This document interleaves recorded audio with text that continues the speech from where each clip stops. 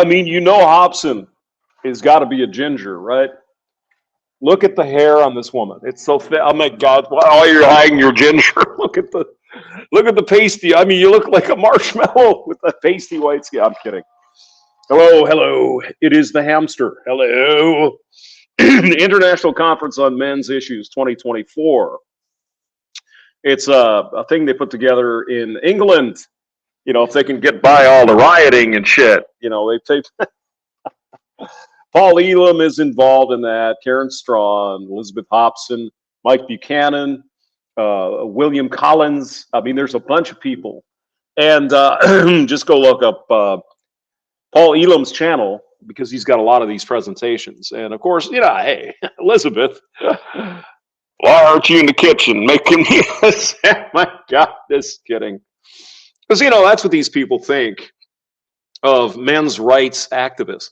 Excuse me, what rights don't men have? You have all the power.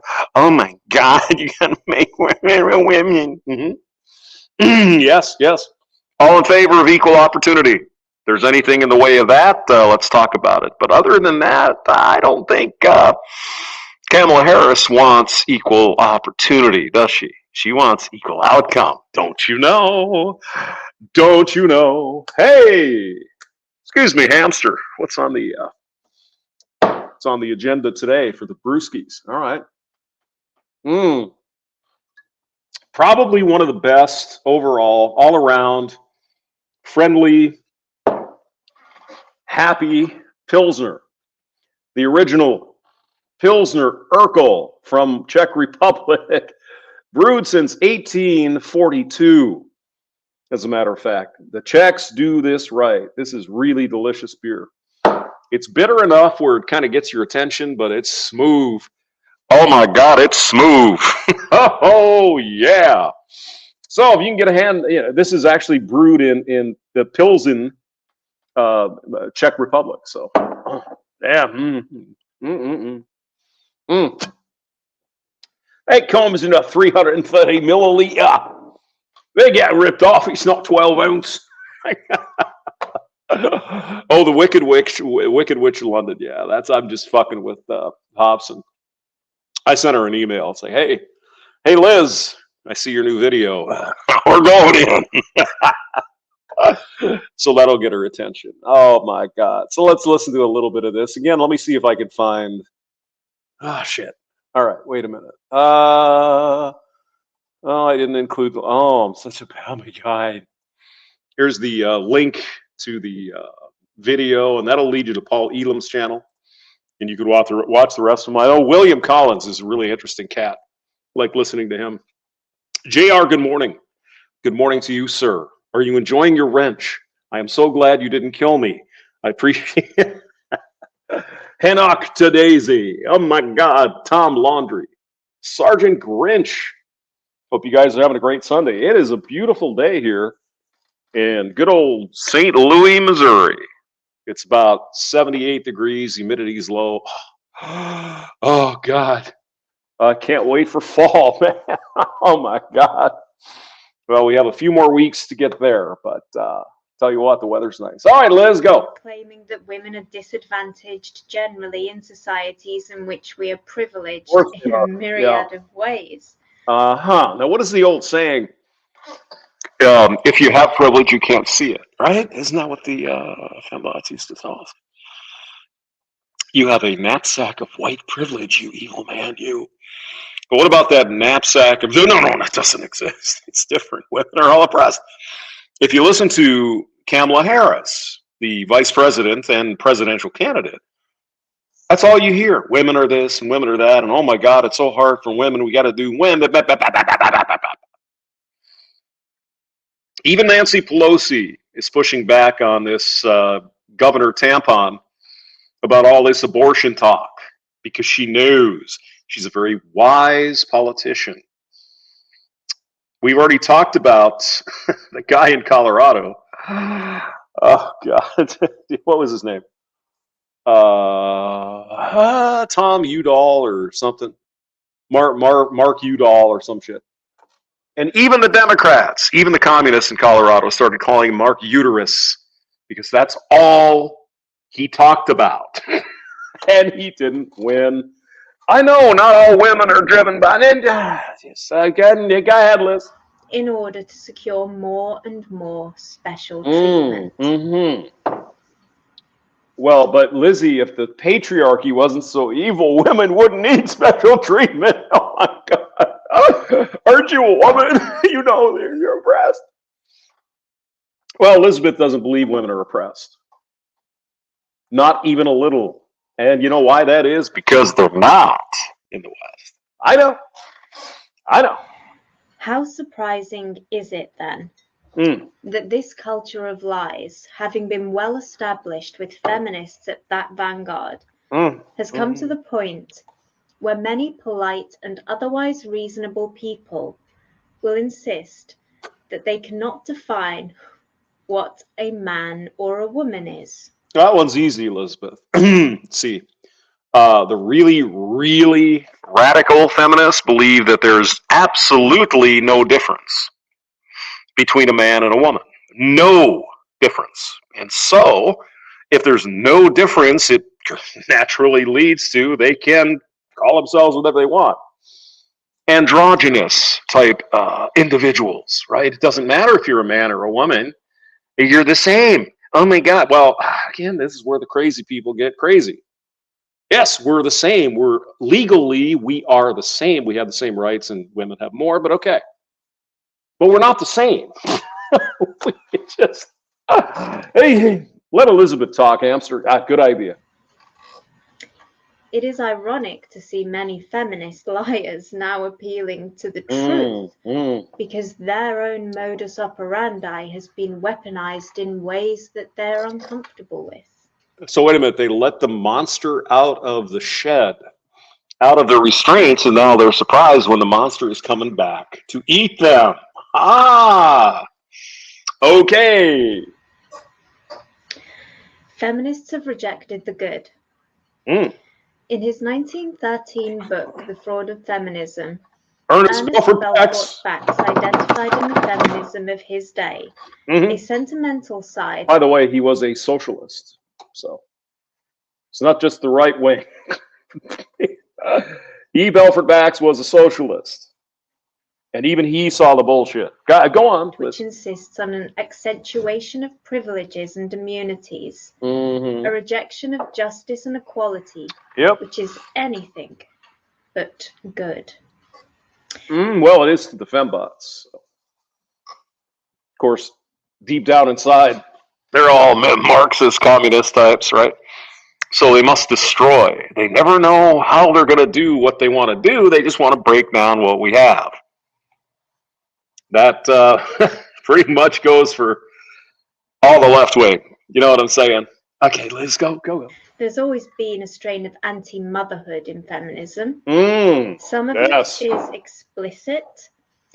As long as the woman is expected to be the primary caretaker of the child, she is enslaved to her biology. The woman has to be seen as a human being, not as a reproductive machine. And who doesn't believe women are human beings? This would be the next question, right? Wouldn't that be the obvious question? Well, there's some evangelical, crazy, radical cult somewhere. Yes, probably.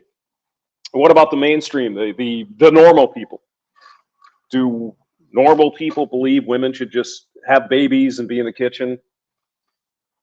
I mean, that fucking trope has been going on for decades, and they're still hanging on to it, guys. Wow, women should be in the kitchen. Nobody fucking says that. No one. But there it is. There it is. Andrea Dworkin, 1981. Oh, God. But more insidious have been the subtle suggestions that women have been drip-fed. Oh, messages like, only a career is a life path befitting our dignity. Oh, yes. Instead of being a slave to your husband and family and be in a baby factory, why don't you go be a slave to a fucking person who doesn't even know you exist 40 or 50 hours a week? Perfect. Oh, but It was so, oh my God, but men and everything. Yes, the top 5% of men, the most desirable jobs, the CEO and the big powerful thing and the big money. Yes. But gee, I'm sorry, not everyone gets to be a CEO. And you know what I'm saying? Most of us are just fucking grunts with an ID number, and we punch in and we punch out for 40 or 50 hours a week for 60 fucking years of our life. Oh yeah, that sounds like a lot more fun to me than having a child or something. The biological clocks are a malicious patriarchal myth, and we can decide to become mothers with the aid of science at any point in our lives. Until the eggs are gone. Then it gets really hard. But it's not fair. Men can have babies until I said, well, it's nature. Sorry. Kinds of ideas have led to tragically misguided decisions for many women who may have lived more meaningfully had they been better informed. This is not good. And we have constructed a radical level of taboo around criticizing women's behavior, not only liberating us to be bad, but also liberating us to make ourselves vulnerable to bad things being done to us. Yes, yes. You're going to run into some bad people in the world. There are men out there that will do bad things to you, and we keep saying, maybe you should think about, why are you oppressing me? Oh my God. It's not that I can't do what I want. It's men shouldn't do it. You're right. Men shouldn't do that, but maybe you're putting yourself in, oh my God, stop it. My God, man, why are you a hater of women? Heaven forbid we victim blame. Feminists have scorned beauty. From Mary Richardson, the British suffragette known for attacking the Rokeby Venus by Diego Velázquez with an axe at the National Gallery in London in 1914, to the apparently compulsory practice for young women to make themselves as unattractive as possible upon entering the sisterhood. Nose rings, fucking hair, weird haircuts, fucking weird eyebrows. Not sure why that ever took off. I don't get it. We've all seen the memes. Because, I mean, my God. Oh, my God, men might look at me. I know men are evil. Jesus Christ. Feminists have a uniquely antagonistic attitude to feminine beauty. Their rejections of virtue and human nature, as previously discussed, moral beauty and love, are further affronts to what is beautiful. We are on a precipice. The echoes of civilization collapse are in evidence. Increasing economic disparity, where a tiny elite controls a disproportionate share of wealth and resources, mirrors the concentration of wealth seen in past declining civilizations. Oh, yeah. Rising political divisions, partisanship, and the erosion of democratic norms and trust in our systems, governmental dysfunction, and weakened social fabric have all been seen before. Trust in our systems. Oh, that's funny. That's really, really trust in our systems. We spend billions of dollars a year, or we should be, on presidential protection, and we almost had a former president assassinated. It was a complete and total clusterfuck. And they're denying, oh, well, we just didn't have the people. Why the fuck didn't you have the people? I want big men with guns protecting the president and the vice president and the candidates. What the fuck? Stupid glasses, Vincent Van Gogh, fuck yourself. Oh, God. Yeah. Go on. Declines in social cohesion, the weakening of shared values and societal norms parallel the disintegration seen in historic declining empires. No. You know what I heard this morning? I was listening to some, some radical Nazi. You know how it goes. as of 2022 or 3 or 4, whatever the last census is, London, the city where the Wicked Witch is from, London is 33% white people, 33% native, 66% immigrant. Now, tell me, how does that work? Oh, you hate immigrants. No, I don't. I'm just saying, how can that big of a change in the last 40 or 50 years possibly lead to anything positive? Eventually it will, yeah. But that many people that fast in just a couple of decades, that's insanity. Inner Circle says, Hammy, London full-blown communist. Yeah. Yeah, I know. I've been paying attention. Yep. It could be that all we can really save is our souls. That's not nothing.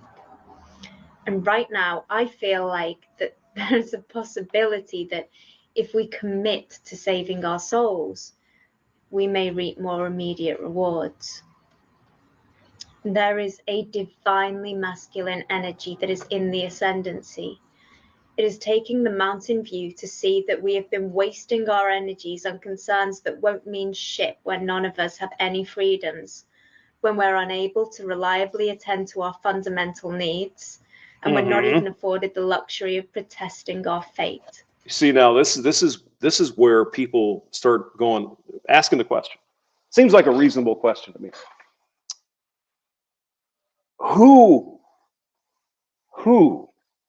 is being paraded around as the best thing in the future? Then who is the old? Which portion of people are the old? We got to go for the new. So we all know where this is leading, guys, don't we? Right? Masculinity is leading, mentoring, and giving courage. Despite the best efforts of the dominant culture, there is a growing appetite to nurture virtue in our men and women. It may be that today our collective reserves of healthy masculinity and femininity have been subverted to the point where we're not strong enough to resist totalitarian creep.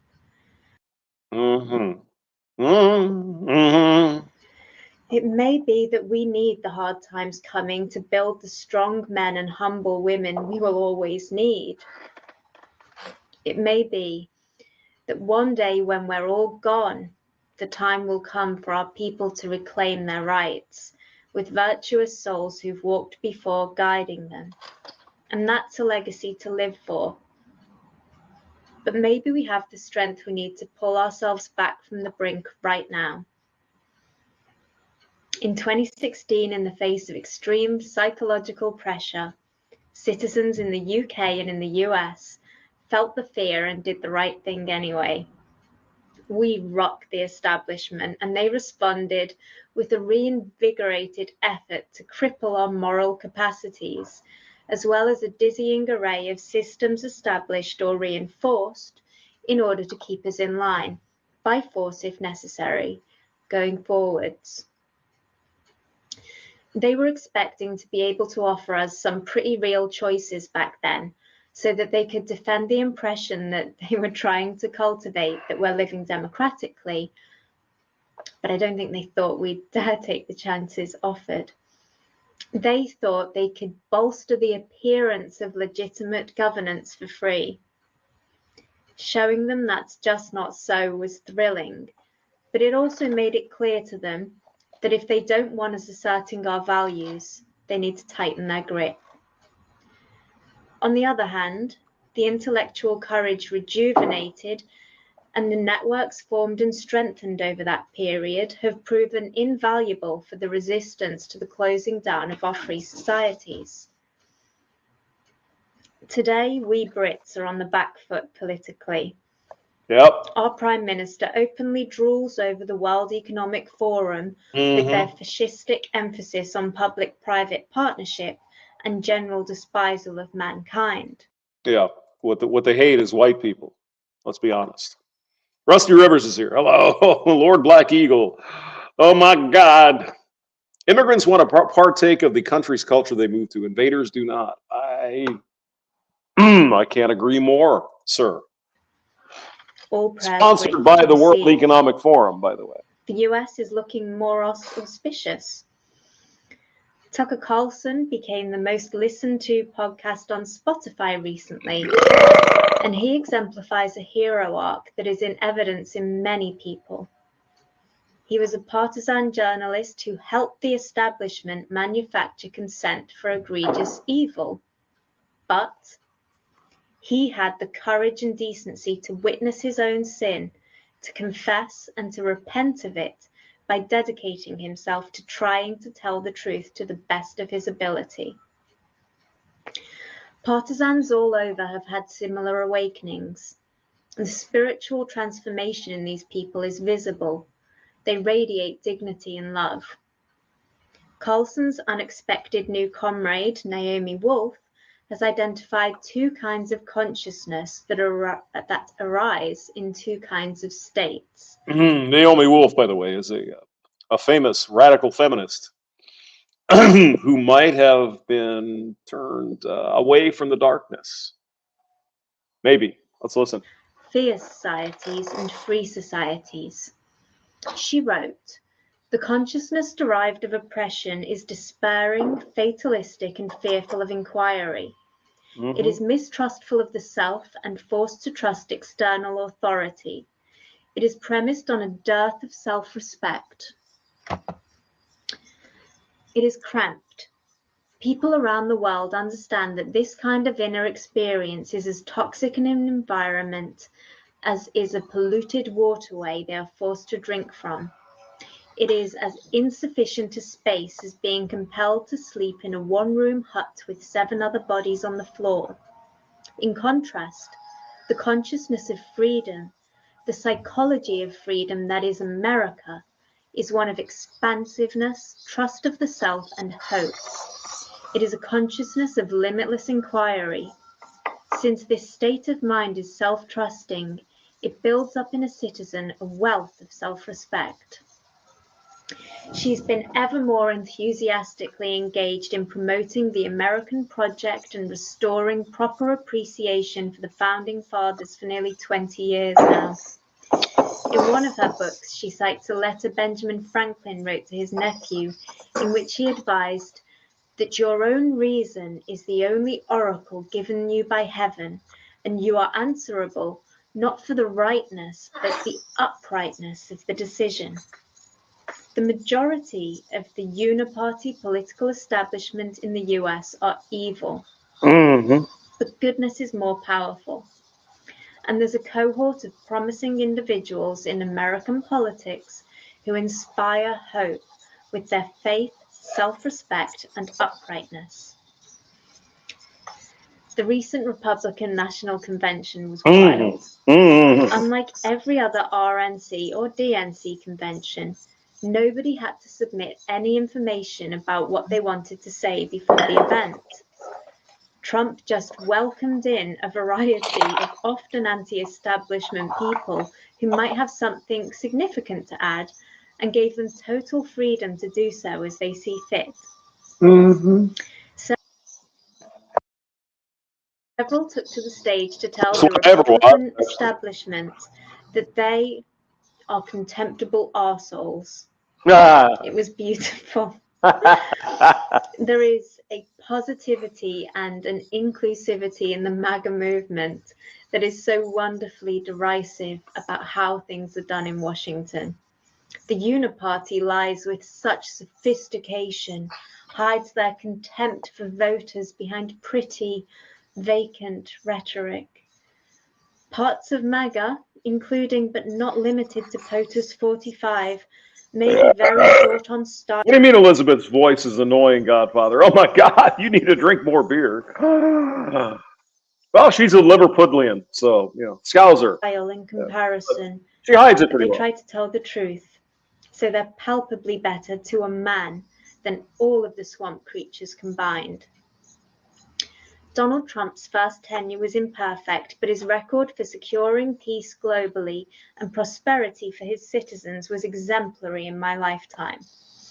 His choice of J.D. Vance as VP for his second tenure indicates that, God willing, the second time round could be so much more impressive. Vance's history of effective advocacy in the Senate for working men, the admiration for him shown by Sean O'Brien, president of the Teamsters Union, for that, the attacks on him by the establishment cronies is all evidence that Wall Street may be about to lose the representation they've become accustomed to, and that average Americans may have a White House that works for them instead. Well, I mean, that's a good hope there, right? There's big money coming out of Wall Street. Oh my God, Radical Rafter is here. Hello. Big Top. Oh my God, he's here finally. Oh my God. Yeah, it's going to be an interesting election. Here's the deal though, Elizabeth. All you got to do is fly to Mexico and just walk across the border. You can vote in this election. Feel free. Not a problem at all. It's fantastic. Authoritarians wait, excuse me. If the Border Patrol saw you coming in as a white girl from England, they wouldn't let you in. This stuff. Just saying. Trying to choke the spirit from their populations. In France, they performed a coup against the will of the people that gave Marine Le Pen's National Rally a mandate to govern. In Germany, the Alternative for Deutschland party, that consistently places second in popularity with the electorate, is being subjected to sustained lawfare by an establishment who clearly see them as a legitimate challenge to the system of unrepresentative democracy they favour. But there's Viktor Orban, Prime Minister of Hungary, who's helped his citizens economically, promoted the family meaningfully, even reducing abortion rates significantly, maintained the integrity of their borders, and pursued reasonable and practical dialogues with Russia and China. Giorgia Meloni, Prime Minister of Italy, she seems to be genuinely trying to serve her citizenry. Her effectiveness on managing immigration has been a little disappointing, perhaps, but she's promoting the family, challenging consumerism, and again, pursuing good faith dialogue with China. Robert Fico, Prime Minister of Slovakia, pursues moderately trad left economic policies, border security, and is, like Trump, Orban, and Meloni, the peace candidate in his nation. He survived an assassination attempt too last May. I'm sure there's nothing to see with any of these lone nutter related incidents. No. It's perfectly.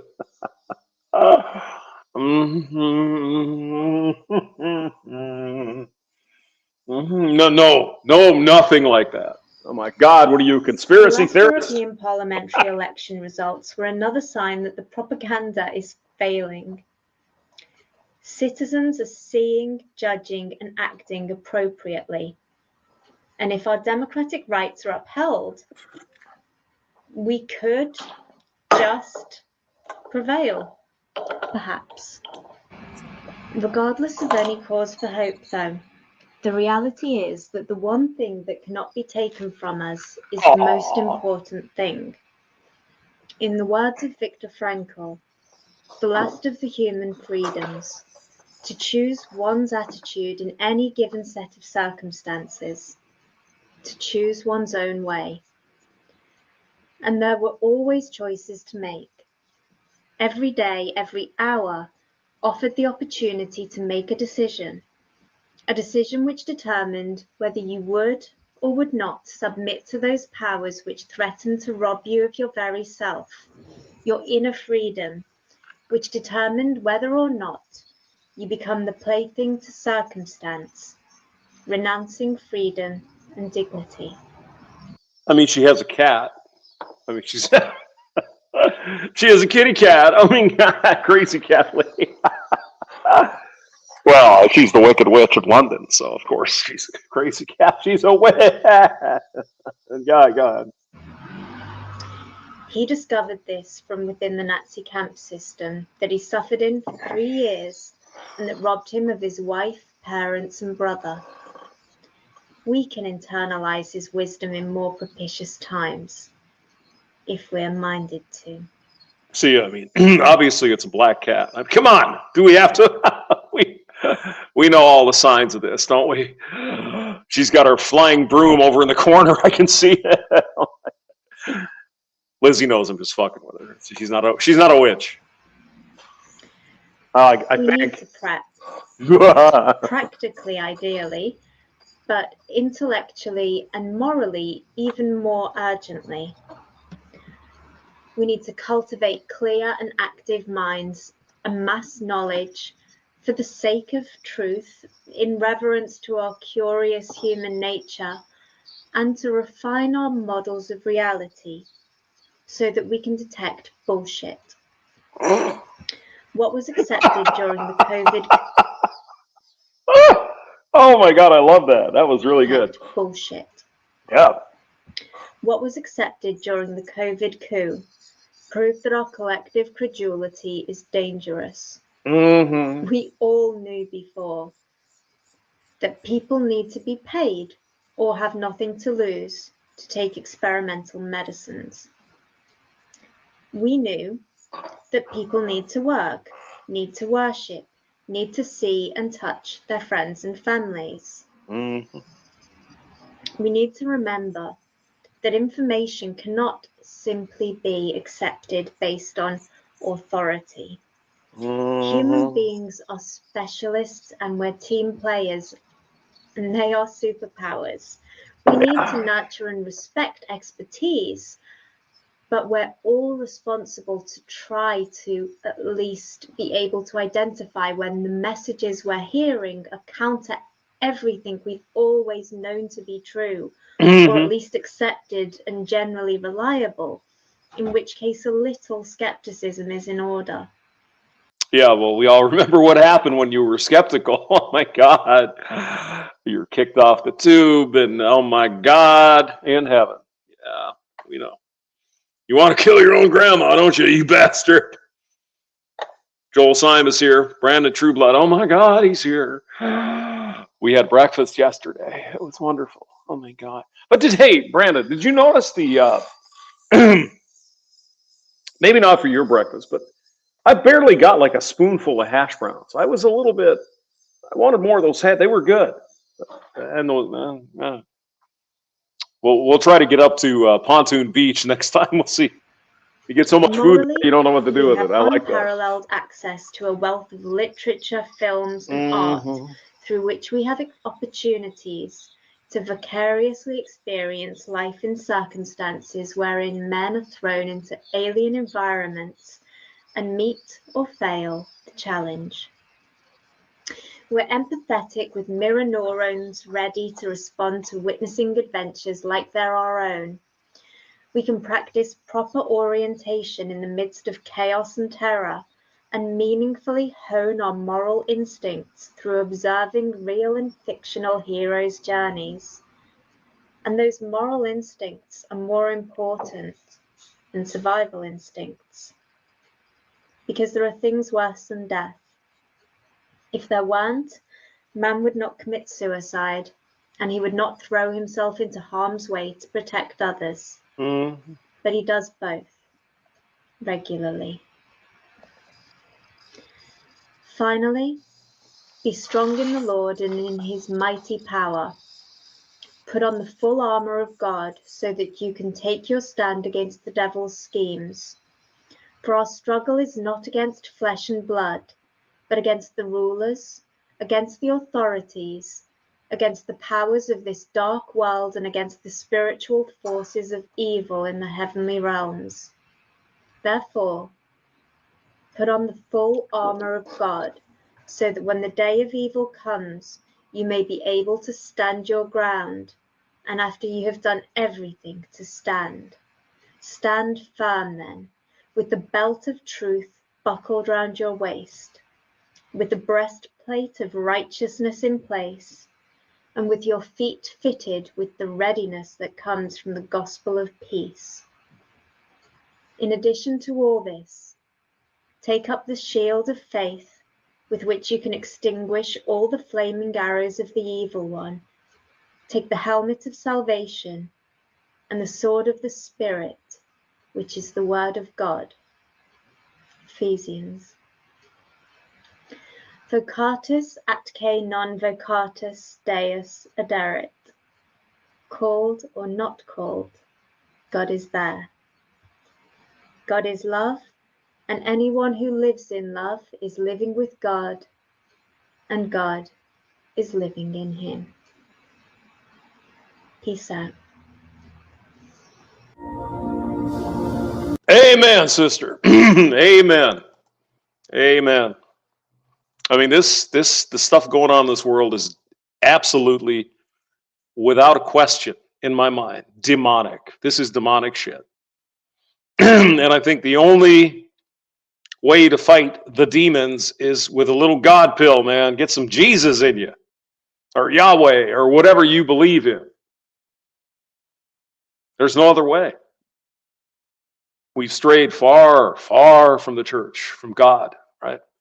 And some people say that hell, Hades, where the devil, the brimstone and shit, is an absence of God.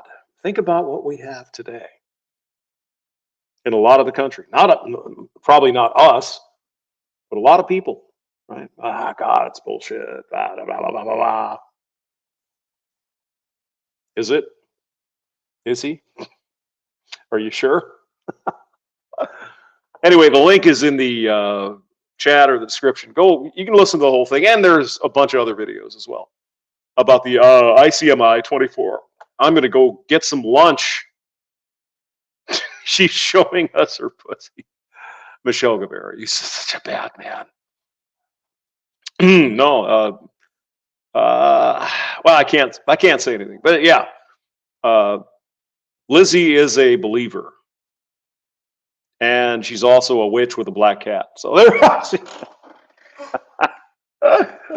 See you guys later. Bye.